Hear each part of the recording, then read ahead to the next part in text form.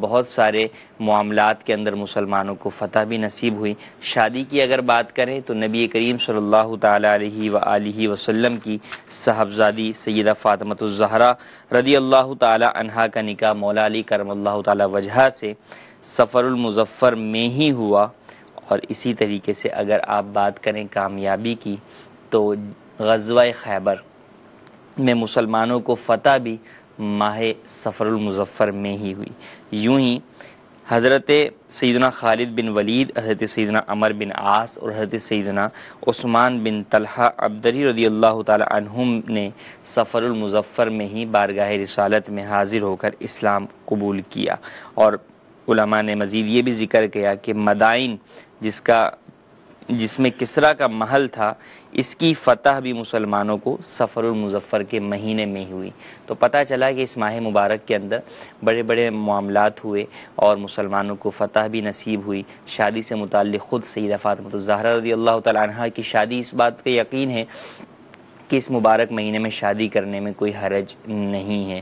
ہاں، اگر شادی کرتے ہیں چاہے وہ کسی بھی مہینے میں کرے، لیکن اس کو گناہوں سے اگر بھرپور کر دیتے ہیں، اس کو گناہوں سے جو ہے وہ ڈھانپ دیتے ہیں، گناہوں میں مبتلا ہو جاتے ہیں، تو ایسی صورت کے اندر وہ چاہے کسی بھی مہینے میں شادی کی جائے، وہ شادی جو گناہوں والی ہوگی، وہ اگر اس سے آپ یہ امید رکھیں کہ وہ خوشی لے کر آئے زندگی کے اندر اور شادی خانہ آبادی کی طرف لے کے جائے، تو ایسا ممکن عموماً نہیں ہوتا یا ایسا نظر نہیں آتا، بلکہ عمومی طور پر گناہوں کی نحوست کی وجہ سے وہ شادی خانہ بربادی کی طرف چلی جاتی ہے۔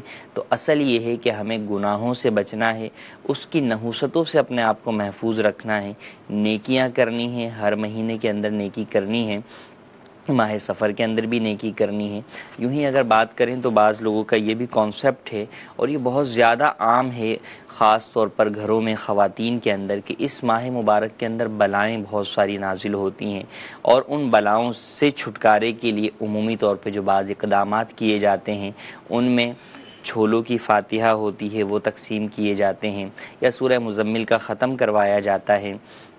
دیکھیں، قرآن پاک کی سورت کا پڑھنا، اس کا ختم کروانا بالکل جائز ہے، باعث برکت ہے۔ یوں ہی صدقہ و خیرات کرنا، فاتحہ ایصال ثواب کرنا جائز ہے، اور اس کے بہت سارے اپنی جگہ فوائد موجود ہیں، لیکن جو کانسیپٹ ہے وہ کانسیپٹ غلط ہے۔ فاتحہ دلانے میں حرج نہیں ہے، لیکن یہ کانسیپٹ کہ بلائیں اترتی ہیں اور یہ اس اعتبار سے ان کو دور کر رہا ہے، یہ درست نہیں ہے۔ اس مہینے میں بھی بلائیں نہیں اترتی، یہ مہینہ بھی عام مہینوں کی طرح ہی ہے، خاص اس مہینے کا کوئی وہ نہیں ہے کہ اس مہینے کی وجہ سے بلائیں اس میں اترتی ہیں، تو ایسا نہیں ہے۔ بعض کتابوں تک کے اندر یہ واقعات اور روایات ملتی ہیں، لیکن وہ مستند نہیں ہیں، لہذا ان پر ہرگز توجہ نہ دی جائے، اور اس ماہ مبارک کو بھی عام مہینوں کی طرح نیکیوں کے اندر گزارا جائے۔ اللہ تبارک و تعالیٰ سے دعا ہے کہ اللہ تبارک و تعالیٰ ہم مسلمانوں کو اس ماہ مبارک کے اندر بھی بدشگونی سے اور دیگر معاملات کے اندر بھی بدشگونی سے محفوظ فرمائے اور ہمارے لیے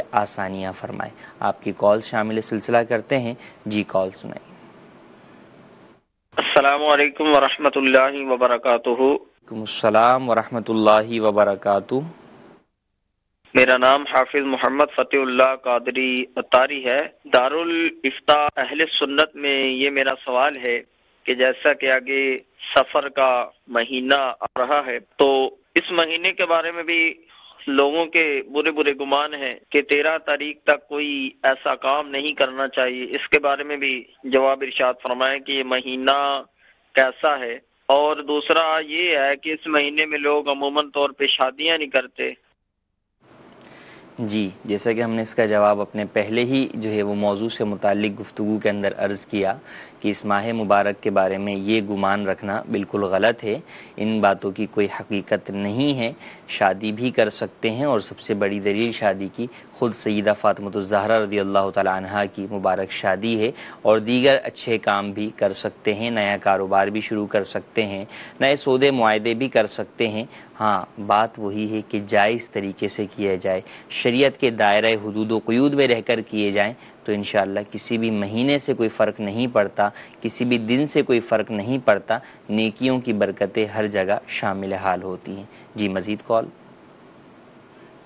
شاہ بات کر رہا ہوں. میرا سوال یہ ہے کہ جو گورنمنٹ ملازمین ہوتے ہیں ان کی تنخواہ میں سے ہر ماہ جی پی فنڈ کے نام پر کچھ پیسے کاٹ لیے جاتے ہیں اور پھر جب وہ پینشن یعنی ریٹائرمنٹ کے وقت ان کو وہ پیسے واپس کر دیے جاتے ہیں، لیکن اصل سے زیادہ جتنے کاٹے گئے اس سے زیادہ. تو کیا یہ سود ہے یا کچھ اور ہے؟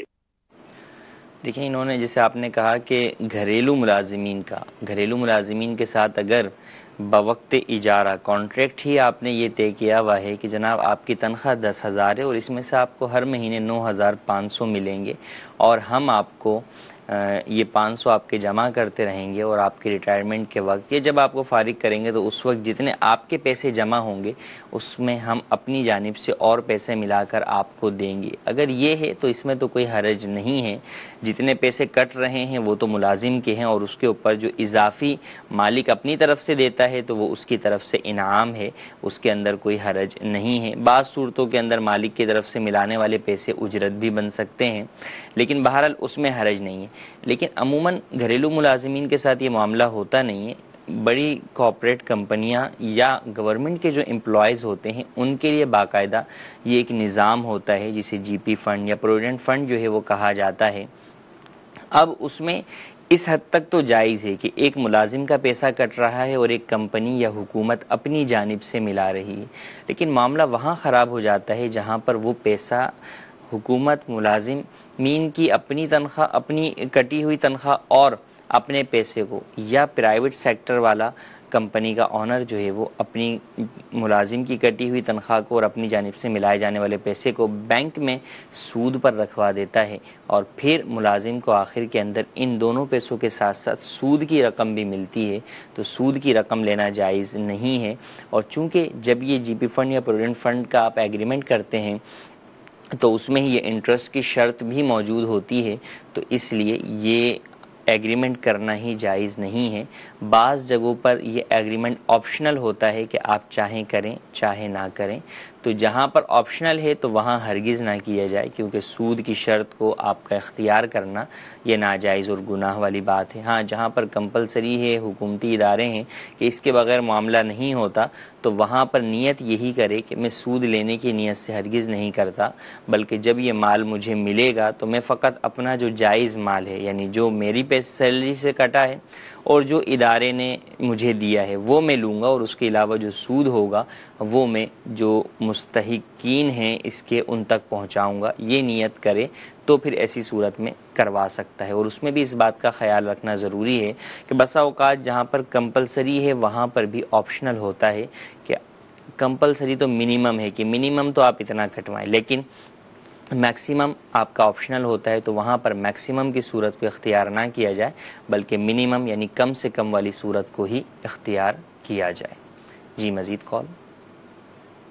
میرا مفتی صاحب سے سوال ہے کہ اگر کسی نے جان بوجھ کے روزہ توڑا ہو تو اس کے پاس اتنی طاقت بھی ہو کہ وہ روزہ رکھ سکتا ہے، تو اس کے لیے کیا حکم ہے؟ وہ کس طرح اس کا کفارہ ادا کرے؟ اور اگر 60 روزے رکھے گا یہی کفارہ ہے تو کیا وہ لگاتار رکھنے ہوں گے یا کہ اس میں کوئی وقفہ بھی آ سکتا ہے؟ ماہ رمضان کا فرض روزہ اگر کسی نے توڑا اور اس حال میں کہ جبکہ اس کے روزے کی نیت بھی وہ رات میں کر چکا تھا، اور اب توڑنے میں پھر مختلف صورتیں آ سکتی ہیں کہ وہ صورت اختیار کی توڑنے میں جس میں قضا اور کفارہ دونوں لازم آتے ہیں، تو ایسی صورت کے اندر کفارہ لازم ہوگا. اور روزہ توڑنے کا کفارہ یہی ہے کہ 2 ماہ کے مسلسل روزے رکھے جائیں اور 1 روزہ قضا کا. درمیان میں اگر ایک بھی گیپ آ جائے گا تو کفارہ گویا کہ دوبارہ نئے سرے سے آپ کو شروع کرنا پڑے گا. حتیٰ کہ اگر کسی نے 59 جو ہے وہ روزے رکھے اور پھر گیپ آ گیا تو اب ایسی صورت کے اندر اسے دوبارہ جو ہے وہ نئے سرے سے 2 ماہ کے مسلسل روزے رکھنے ہوں گے. اور اس میں عمومی طور پہ جو لوگوں کا یہ کہنا ہوتا ہے کہ جناب ہم رکھ نہیں سکتے تو کیا ہم 60 مسکینوں کو کھانا کھلا دیں؟ کیونکہ کفارے کے اندر 2 آپشنز اس طور پر ہیں کہ فرسٹ 2 ماہ کے روزے رکھنے ہیں اس سے پہلے غلام کا کفارہ ہے آزادی کا، لیکن وہ ہمارے ہاں پایا نہیں جاتا. لیکن اس کے بعد جو فی زمانہ ہمارے ہاں پائی جانے والی صورتیں ہیں وہ دو ہیں کہ یا تو روزہ رکھے، اگر روزے پر قادر نہ ہو تو پھر مسکینوں کو کھانا کھلائے، 60 مسکینوں کو. اب اگر روزے پر قادر نہ ہو سے مراد یہ نہیں کہ نہیں جناب ہم نہیں رکھ سکتے، ہم میں ہمت نہیں، یہ نہیں. روزہ رکھتے ہیں تو آپ کو روزہ رکھنا ہی پڑے گا، تھوڑی بہت تکلیف کہ میں روزہ نہیں رکھ سکتا ایسا نہیں. وہ اس کے لیے ہے 60 مسکینوں کو کھانا کھلانا جو کہ شیخ فانی ہو، کہ اس کے لیے روزے رکھنا ممکن ہی نہ ہو، نہ سردی میں نہ گرمی میں، کسی بھی طور پہ رکھنا ممکن نہیں، اور بڑھاپے کی وجہ سے اس کی یہ پوزیشن ہو گئی ہو تو اس کو ہوتا ہے کہ وہ 60 مسکینوں کو کھانا کھلائے گا اگر اس کا کوئی روزہ ٹوٹ گیا تھا اور اس میں کفارہ لازم تھا. اور اگر ایسا نہیں ہے، شیخ فانی نہیں ہے، تو پھر اس کو بہرحال روزے رکھنے ہی پڑیں گے، اپنے نفس کو مارنا ہی پڑے گا، کیونکہ روزے کا کفارہ بطور سزا کے جو ہے وہ لازم ہو رہا ہے. تو سزا کے اندر تخفیف کے کیا معنی، اس میں لازمی سی باتیں کچھ نہ کچھ مشقت تو اٹھانی ہی پڑتی ہے. اور یہ تو اللہ تبارک و تعالیٰ کا کرم ہے کہ مسلمانوں کی سزا کے ان معاملات کو بھی، کفارات کو بھی عبادات کی صورت کے اندر مسلمانوں پر لازم کیا گیا. ورنہ اگر پچھلی قوموں کے حالات اور معاملات کو دیکھیے تو ان کے لیے بڑے سخت احکامات تھے، جبکہ نبی کریم صلی اللہ تعالی علیہ وآلہ وسلم کی رحمت کے صدقے، آپ علیہ الصلوۃ والسلام کے صدقے اس امت مسلمہ پر بڑی آسانیاں ہیں. جی ویڈیو کال. محمد رفیق اطاری اٹلی کے شہر میلان سے عرض کر رہا ہوں، کیا فرماتے ہیں علماء دین اس بارے میں، کتے اور بلی کا خریدنا اور بیچنا کیسا؟ جواب ارشاد فرما دیجیے. جی انہوں نے سوال کیا کتے اور بلی کا خریدنا اور بیچنا کیسا. دیکھیں سب سے پہلے تو یہ کہ بلی کا بیچنا اور خریدنا تو جائز ہے، اس میں حرج نہیں ہے. ہاں کتے کا پالنا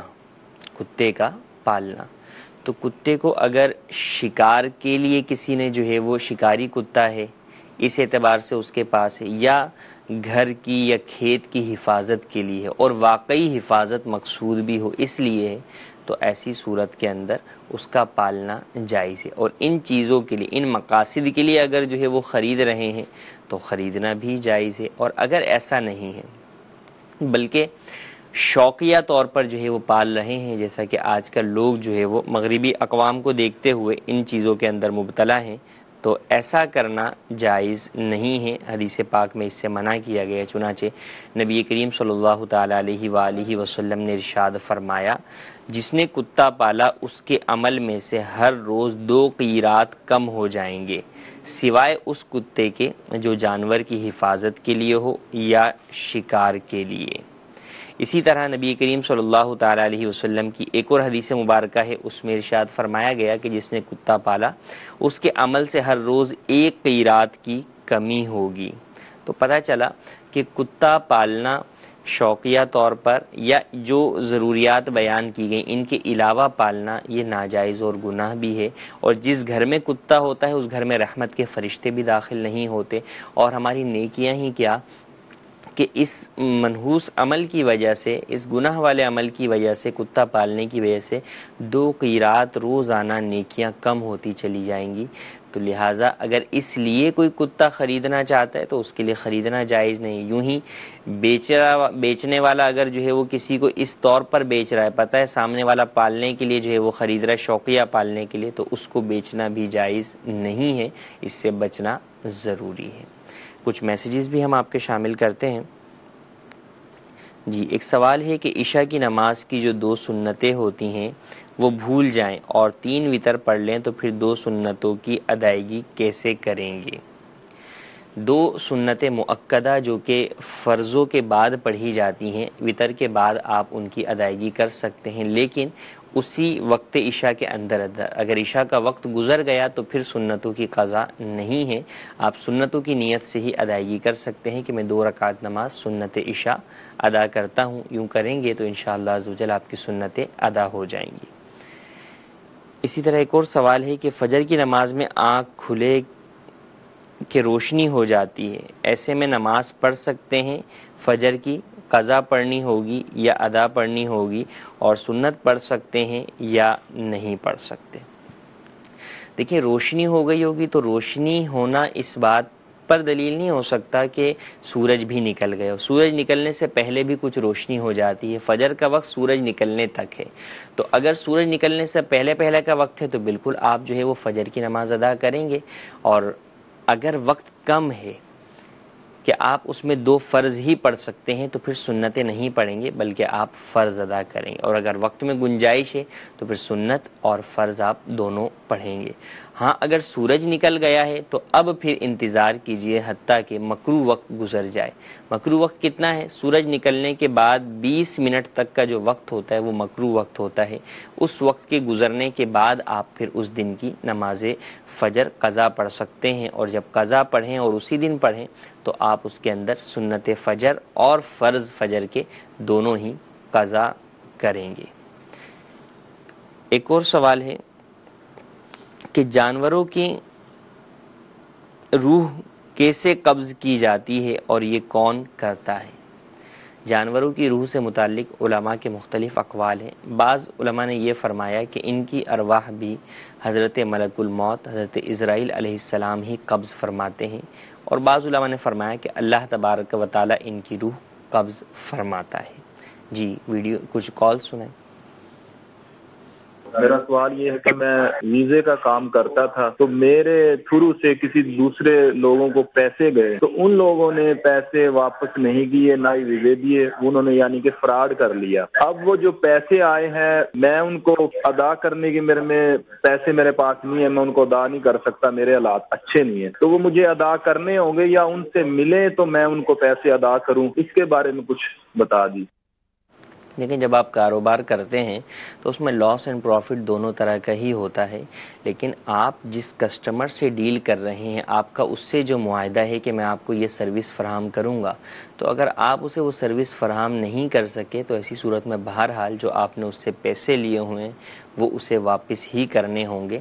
اگرچہ سامنے والے نے کسی نے آگے آپ کو جو ہے وہ ڈاج دیا ہے اور وہ آپ کے پیسے لے کر بھاگ گیا ہے, ضبط کر گیا ہے, تو اس کی وجہ سے آپ اپنے کسٹمر کے پیسے نہیں روک سکتے. آپ کو بہرحال پیسے ان کے واپس کرنے ہوں گے. ہاں مہلت لے سکتے ہیں اور انہیں بھی چاہیے کہ اگر واقعی یہ جو ہے وہ تنگ دست ہیں تو ان کو مہلت دیں, لیکن بہرحال ادائیگی تو آپ کو ضرور کرنی ہوگی یا ان سے معاف کروانا ہوگا. اگر وہ خوش دلی سے معاف کر دیں تو معاف ہو جائے گا, اور اگر معاف نہیں کریں گے تو پھر بہرحال آپ کو دینا ہوگا. جی مزید کال. سوال میں یہ کرنا چاہتا ہوں, یہ لوگ جو اکثر جو ہے نماز پڑھتے ہیں اور یا نماز کا وہ کونا الٹ دیتے ہیں, اس کے بارے میں تھوڑی وضاحت چاہیے کہ اس میں اسلام کیا کہتا ہے. کونا الٹنے سے کوئی فرق نہیں پڑتا. لوگ یہ سمجھتے ہیں اور کہتے ہوئے بھی نظر آتے ہیں کہ جناب کونا الٹ دیں ورنہ شیطان نماز پڑھے گا. ایسا نہیں ہے. شیطان کو نماز کی کیا حاجت؟ شیطان تو ان تمام چیزوں سے جو ہے وہ روکنے والا ہے, تو شیطان نماز نہیں پڑھتا. یہ کانسیپٹ غلط ہے اور کونا موڑنے سے کوئی فرق بھی نہیں پڑتا. ہاں اگر آپ نے نماز پڑھ لی ہے تو مکمل طور پر جو ہے وہ اس کو بند کر کے رکھ دیں, یہ زیادہ بہتر ہے. اور خاص طور پر جب کہ جائے نماز پر کعبۃ اللہ شریف یا مدینہ منورہ یا اور کسی مقدس مقام کی تصویر موجود ہے تو ایسی صورت میں تو لازمی طور پر اسے فولڈ کر کے سنبھال کے اوپر رکھ دیں. کہ عموماً پھر اس طرح کی بچھی ہوئی جائے نماز پر اگر اس کو فولڈ نہ کیا جائے تو کبھی کسی کا پاؤں پڑ جاتا ہے, کسی کا گھٹنا پڑ جاتا ہے, تو ان مقدس مقامات کی تصاویر کی گویا بے ادبی ہو رہی ہوتی ہے, تو اس سے بچنا ضروری ہے. جی مزید کال. محمد افتخار اتاری. مفتی صاحب سے یہ پوچھنا تھا کہ اگر ہم کسی کو بکرا یا گائے وغیرہ لے کر دیتے ہیں تو اس کی پرورش کے لیے اگر اس سے ماہانہ یہ طے کر لیں کہ ہم آپ کو 1000 روپیہ یا 1500 روپیہ ماہانہ دیں گے, تو کیا یہ صورت ٹھیک ہے؟ اس طرح کرنا جائز ہے؟ اگر یہ ٹھیک نہیں ہے پھر کوئی اس حوالے سے کوئی رہنمائی فرما دیں. جزاک اللہ خیرہ. لیکن جانور کسی کو لے کر آپ نے دیا ہے تو ایسی صورت کے اندر جانور سنبھالنے کے لیے اگر دیں گے تو وہ اجرت پر دیا جائے گا, پارٹنرشپ کی بنیاد پر نہیں دیا جائے گا. تو پارٹنرشپ کی بنیاد پر کہ یہ جانور میں نے خریدا ہے, تم اس کو پالو اور پھر اس کو بیچیں گے اور اس کا جو بھی نفع ہوگا وہ آدھا آدھا لیں گے, یہ ناجائز ہے. علماء نے اسے شرکت فاسدہ قرار دیا ہے.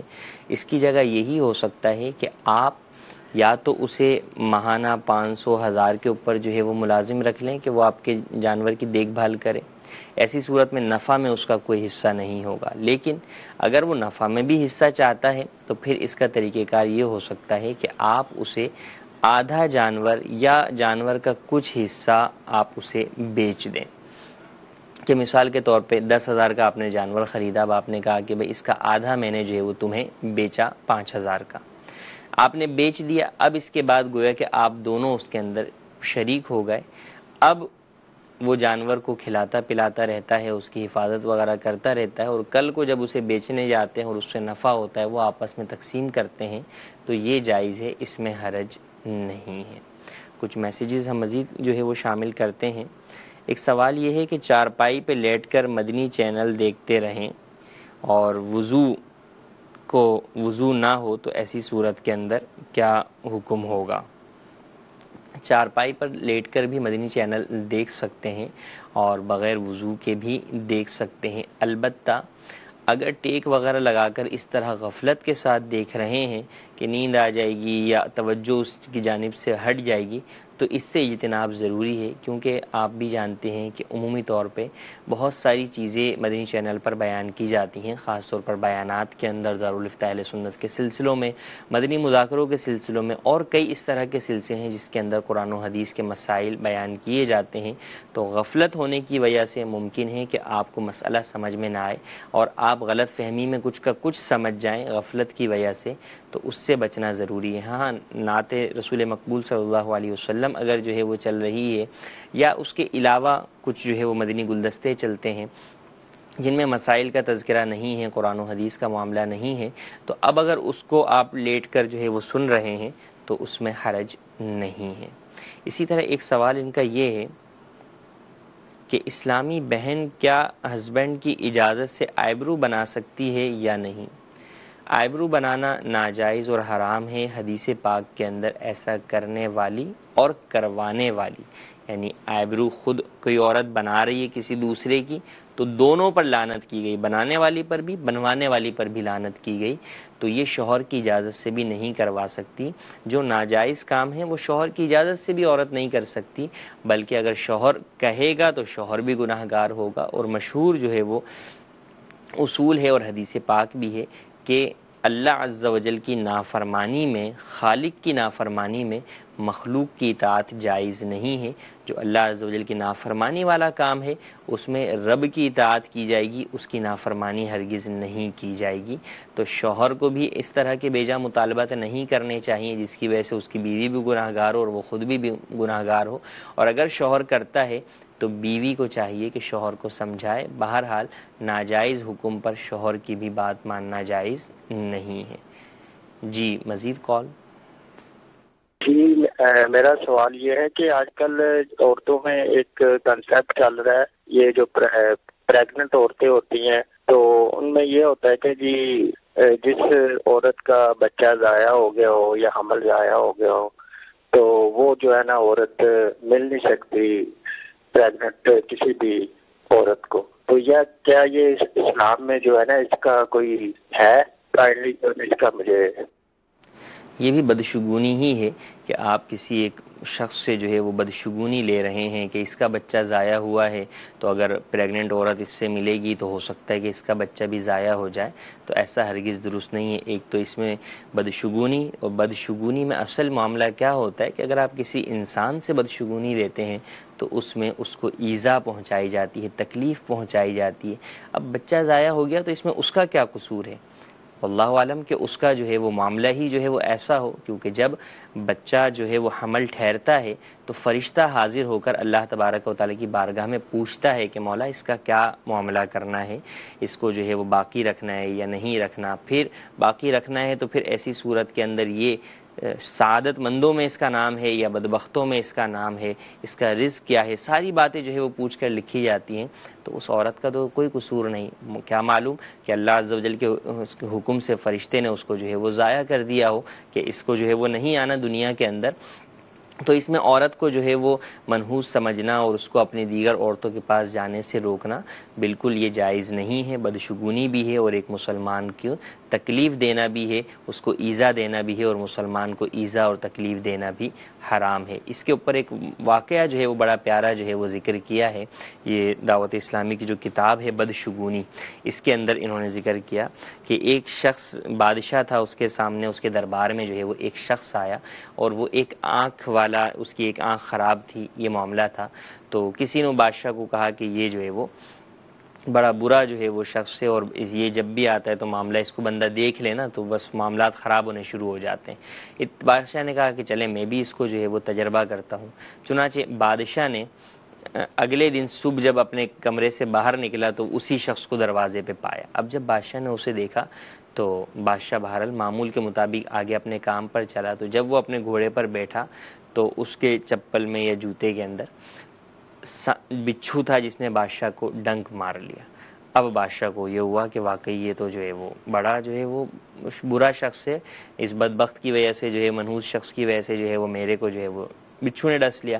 بہرحال اس کو قید کر لیا گیا اس شخص کو، اور بادشاہ جو ہے وہ جب صحت یاب ہوا تو اب اس شخص کو بلا کر لایا گیا کہ بھائی تم تو منحوس ہو، لہذا تمہیں جو ہے وہ بادشاہ سزا سنائے گا۔ اس سے پہلے کہ اسے سزا سنائی جاتی تو بادشاہ کے ایک وزیر نے کہا کہ بادشاہ آپ نے اس کا منہ دیکھا تو آپ کو یہ معاملہ دیکھنا پڑا، یہ بتائیے کہ اس دن صبح اس نے بھی سب سے پہلے آپ کا ہی منہ دیکھا تھا، جب اس نے آپ کا منہ دیکھا تھا تو اس کی وجہ سے یہ آج تک قید ہے، تو بتائیے کہ بڑا منحوس کون ہوا، آپ یا وہ؟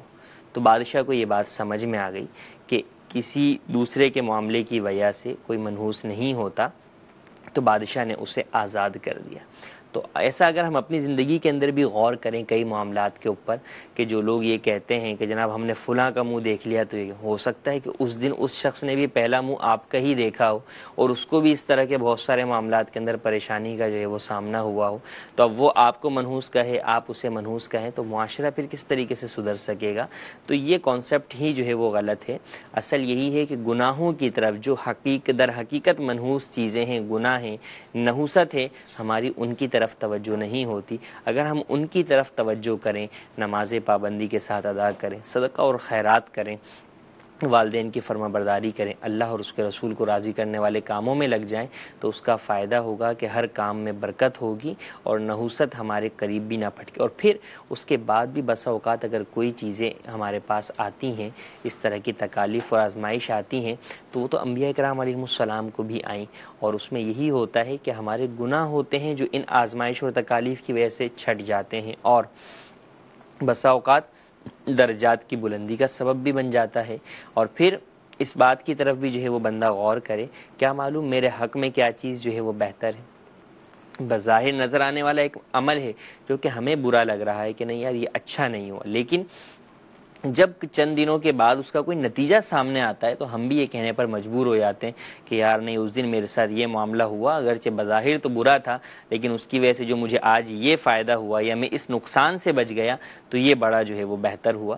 تو پتہ چلا کہ ہم نہیں جانتے کہ ہمارے حق میں کیا بہتر ہے، اللہ تبارک و تعالی جانتا ہے، اور بہت سارے معاملات کے اندر وہ ہمارے لیے جو ہے وہ چیز ہی جو ہے وہ ظاہر فرماتا ہے جو ہمارے حق میں بہتر ہوتی ہے۔ ہم اپنی کم علمی اور نادانی کی وجہ سے اسے اپنے لیے برا سمجھ رہے ہوتے ہیں، حالانکہ در حقیقت وہ بری نہیں ہوتی، تو لہٰذا ہمیں ایسا ہرگز نہیں سمجھنا چاہیے۔ جی مزید کال۔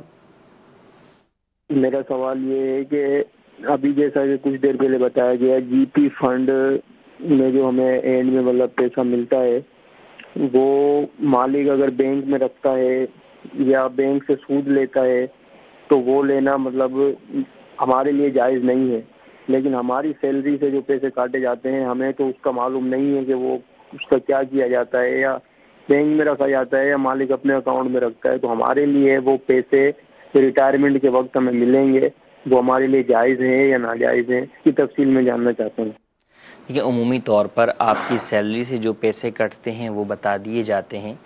کمپنی جتنی آپ کی سیلری سے کٹتے ہیں اتنے ہی پیسے اپنے پاس سے ملاتی ہے، اور پھر یہ دونوں رقمیں ملا کر جو ہے وہ بینکوں میں رکھی جاتی ہیں، جس پر سود دیا جاتا ہے۔ تو جب ریٹائرمنٹ کا ٹائم آتا ہے تو عمومی طور پر ڈاکومنٹیشن کے اندر اس بات کی وضاحت ہوتی ہے کہ یہ کمپنی کی جانب سے ہے اور یہ انٹرسٹ ہے۔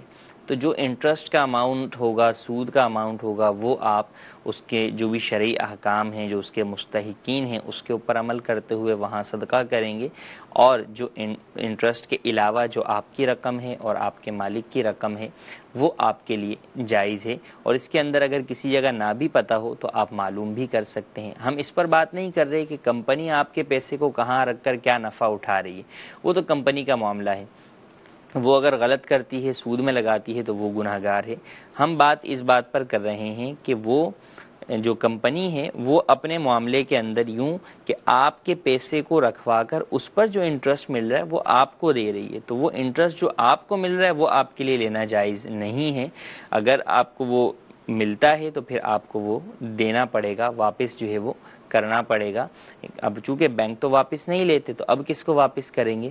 تو جو اس کے مستحق ہیں، بعض مستحقین بیت المال بنتے ہیں، اور بعض جگہوں کے اوپر شرعی فقراء کے اوپر آپ کو صدقہ کرنا پڑتا ہے۔ اس بارے میں تحریری تفصیلی فتویٰ آپ دارالفتہ اہل سنت سے بھی حاصل کر سکتے ہیں۔ جی مزید کال۔